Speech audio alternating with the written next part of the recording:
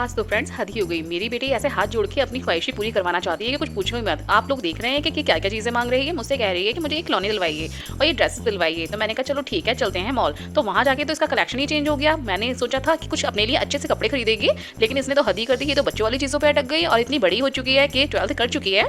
तो हम लोग आ गए थे प्रिया मॉल और यहाँ पे विंटर्स और समर का दोनों का ही कलेक्शन था। मुझे काफी अच्छा लगा, तो मैंने इससे बोला कि तेरी चीजें तो मैं तुझे बाद में ही दिलाऊंगी, पहले चल कुछ अच्छे से कपड़े कलेक्ट कर लेते हैं। और प्रिया मॉल में आके तो हम लोग गुमी हो गए। यहाँ पे इतना प्यारा प्यारा कलेक्शन था कि मेरा तो मन डोल रहा था। और ये भी घूम रही थी, कह रही थी अरे वाह मम्मी मजा आ गया, आज तो कपड़ों का कलेक्शन बहुत ही अच्छा है, चलो मैं भी कुछ ना कुछ ले ही लेती हूँ। फिर मैंने इससे बोला कि थोड़ा हल्का ही याद रखना, वरना तेरे हाथों से पसीना छूटेगा जब तेरा बिल पड़ेगा तो यहाँ पे। तो बोलती है कि हाँ ये बात तो सही है, चलो मैं भी थोड़ा सा कलेक्शन हल्का ही याद रखूंगी कलेक्शन पे, वरना तो मालूम पड़ रहा है कि मेरे हाथों से पसीने छूट गए। क्योंकि मेरी बेटी के हाथों से पसीने छूट जाते हैं जब इसके पापा की पॉकेट थोड़ी सी ढीली होती है।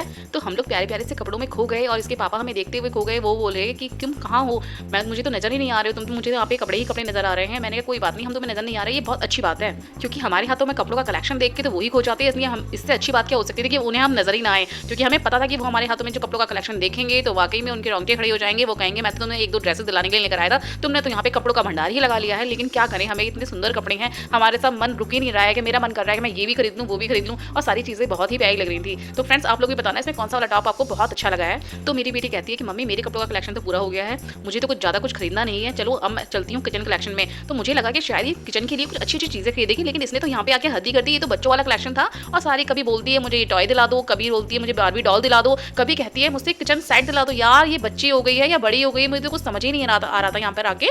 और फिर ये मुझसे बोलती है कि हमारे टाइम में तो इतनी अच्छी अच्छी चीजें सी नहीं आती थी मम्मी, आजकल तो कलेक्शन बहुत ही अच्छा आ रहा है, मेरा मन तो कर रहा है कि मैं फिर से बचपन में चली जाऊँ और सारा कलेक्शन फिर से ले लूँ। मैंने कहा बेटा तुम्हारे ये बचपन वाला टाइम नहीं है, तुम्हारे लिए तो ये शादी वाला टाइम है।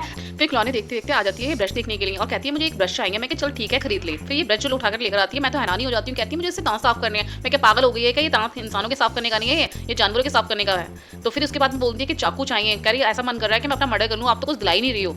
फिर ये मेरे आगे हाथ जोड़ के रिक्वेस्ट करने लगी मम्मा कुछ दिला दो। मैंने कहा मैं इतनी सीधी भी मम्मी नहीं हूँ कि तेरे लिए सब कुछ दिलवा दूँ मैं।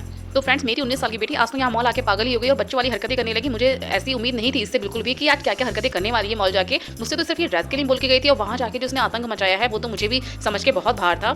तो हम लोगों ने इसको शॉपिंग कराई और फिर इसको मॉल से लेकर आ गए। हमें डर था कि कहीं और हरकतें ना करने बैठ जाए। तो फ्रेंड्स प्लीज लाइक कमेंट और सब्सक्राइब करना ना भूलें। Thanks for watching.